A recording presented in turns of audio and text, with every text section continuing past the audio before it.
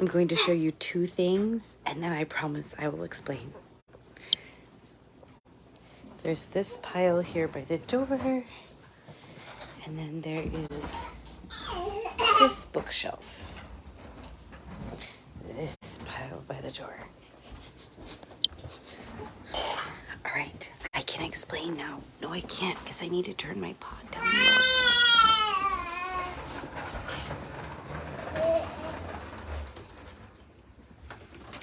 Now I can talk using a normal voice. Okay, everybody, well, not everybody. Esther and Edwin and I are awake. And Martin and Melania are napping. That's why I didn't want to be loud out there. So, what were those two things I wanted to show you? So, the bookshelf area I decluttered today. I'm not totally finished with it yet, but it's been just a sore spot with me for a while. It's been cluttered and just, it's right there in the living room. And Esther is to a point where she pulls books off the bookshelf. So I sorted through the kids' books and I sorted through all of our DVDs and got rid of a lot of things because, as you guys know, we don't watch TV and we don't watch very many movies or stream things very often even. So it's kind of a big deal when we pull out the projector and project a movie. Usually that's in the evening as a family. And usually that's at most probably once a week. Usually. In winter, we do it a little bit more frequently with like rainy days and things. We will watch something. In summer, it's been 2 months before, like 1 month, 2 months between actually watching a movie. So we have very little screen time. So to have a lot of DVDs doesn't make any sense. Give me a thumbs up, guys, if you really don't like tons of DVDs stacked somewhere. They just look tacky. And like I said, if we're not going to even watch them very often, then it's kind of like, what's the point? Comment below. Do you guys watch DVDs anymore or do you stream everything? I find that a lot of times we're streaming things because, like I said, if we don't watch something very often, it's not like we are repeating the same movies. It's like we're going to watch something different. So I did keep, we have DVDs like The Sound of Music, Hidalgo, what's the one with the cute car, Herbie, like that kind of thing. Movies that we've had for a while and our kids really like and we really like, and we would like to rewatch them, like Secondhand Lions. I saw that. We have a few seasons of like Dr. Quinn, Medicine Woman, or the old one called Genie. Like, comment below if you know if you even know what these series are, because we intentionally watch like older things because they're a lot cleaner and they're a lot more slow moving. Like, even kids stuff can be really hyped up. And I have watched my kids go from acting perfectly normal to watching a modern animated movie, and it hypes their brains up. It fires the brain up. It actually is almost like your brain is burning. It like fires your brain up so much. And for kids, it really fires their brains up to watch screens. So they get really hyper, and that's a big reason. Another big reason why we don't watch a lot of things. But if we are going to watch something, it's generally something older. I have put on Max and Ruby for the kids a few times. That's a good resource if you're looking for a slower moving thing that's just like really sweet and has good things to learn in it and calm. The kids have liked Franklin, although Martin was running around being the green knight that brings spring. And he was kind of being hyper. So I was like, maybe we should just take another look at this Franklin thing. Anyway, Kim said you own a lot of Christmas movies on DVD, but you stream everything you watch, which isn't very often. Your kids love Max and Ruby too. Yes, Max and Ruby is so sweet. I don't know if they're newer ones or not, but we watch it on YouTube, and it's just like the old Max and Ruby that I'm familiar with from when I was a kid. Or when my sister would babysit, I think is where I had seen Max and Ruby, because I don't remember watching Max and Ruby at home. Um, but yeah, Melania will be like, "We gonna watch Max and Ruby." It's just so sweet, isn't it? I just love it. I just love how the big sister is always helping the little brother learn things and do things.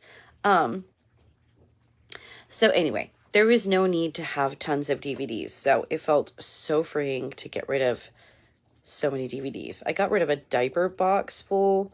I'll post a picture in my stories. I got rid of a diaper box full of DVDs and books. And our kids love books. And they have quite a few. We store a couple of boxes in the shed and I rotate them. That is a really good tip, is to rotate the books that you leave out for your kids, because they just kind of get old and or overwhelmed if you have them all out at once. So that's a little tip for you. So anyway, yeah, that's the whole video is called I Can Explain, because I had to like walk out and show you what I was talking about. So I talked about the bookshelf, but I haven't talked about the pile of clothes on the floor yet. So there's one little thing that I think people maybe overlook with tiny house living. Like, it sounds like so glorious and like so fun and so easy to keep clean and all the things. And it has wonderful perks to it. I'm not gonna lie, it has wonderful perks to it. But one problem is rainy days. On rainy days, there's nowhere for the children to go to burn off their energy. We have a loft, and then we have like just like basically a hallway of a kitchen and dining room. And then there's the living room, which is pretty small. So there's not much room. Give me a comment below if you live in a smaller space with children. It can be challenging. And give me a comment also. Do you have a dream home in mind? Like, have you actually concreted what you want? That's part of what I do with clients, is like, we talk about like, what is it you're actually wanting? Because you'll never achieve it if you aren't exactly sure. Because there's something called the reticular activating system in our brains that, like, once we know what we want, we see the opportunities around us. But if we don't know what we want yet, then there's probably been a lot of opportunities around you to achieve, whether it's the home of your dreams or the spouse of your dreams or the car of your dreams, or, you know, just all kinds of opportunities out there. You probably didn't notice them because you hadn't activated that part of your brain. So that's why I encourage people to figure out what, like, to take some time to think about it, get on Pinterest, look up some images, save some images so your brain knows what you're looking for. Because it's like with a dream, like with your car. Like when you see a car and you're like, oh, I love that car. That is the car I want. And you buy it. And then all at once you're like, everybody is driving this car. You never noticed it before. You never noticed it until you had one, or you never noticed it until you wanted one really bad. So if you want something really bad, make sure your brain knows what it's looking for. That way it can see when opportunity arises. Like vision boards and what do I call them? Affirmations.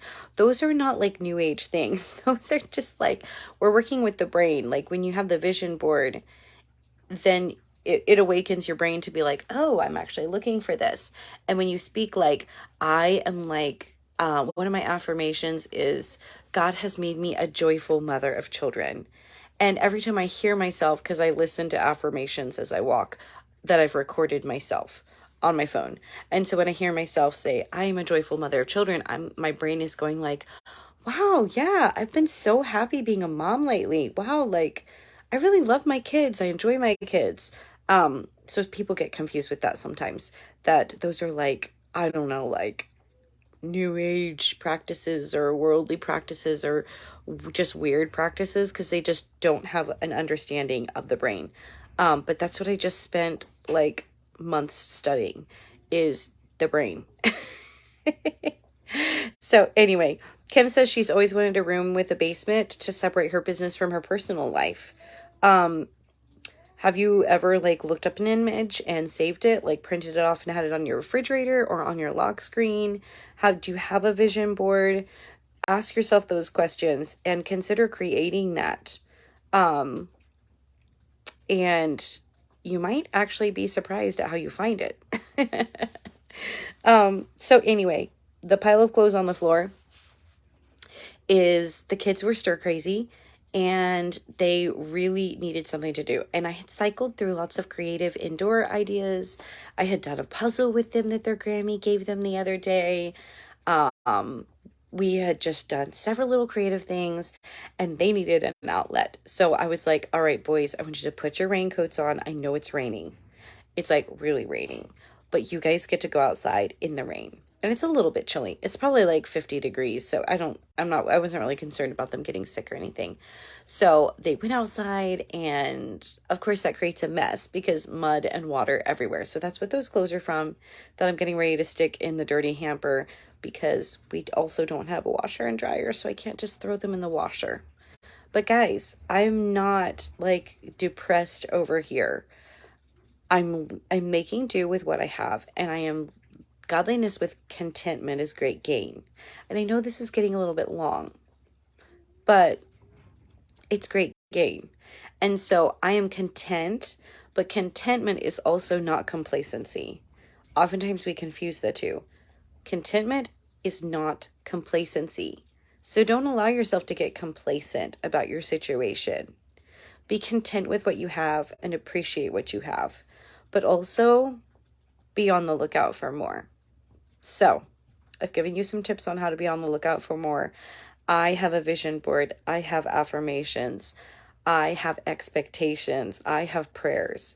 I have requests of God. And I know I am also planting seeds. And so I know I will reap a harvest if I don't faint, is what the word of God says. So I am planting as many seeds as I can. And I am like so excited about my dream home. Like, I can see it. I can feel what it's going to feel like to be in it. But I'm also treating the current home that I have as my dream home. Because if I can't care for this, I won't be able to care for my dream home. And if I don't appreciate this, I'll come to a place where I don't appreciate my dream home anymore. So that's my ever so slightly more long-winded encouragement for you today. Bye.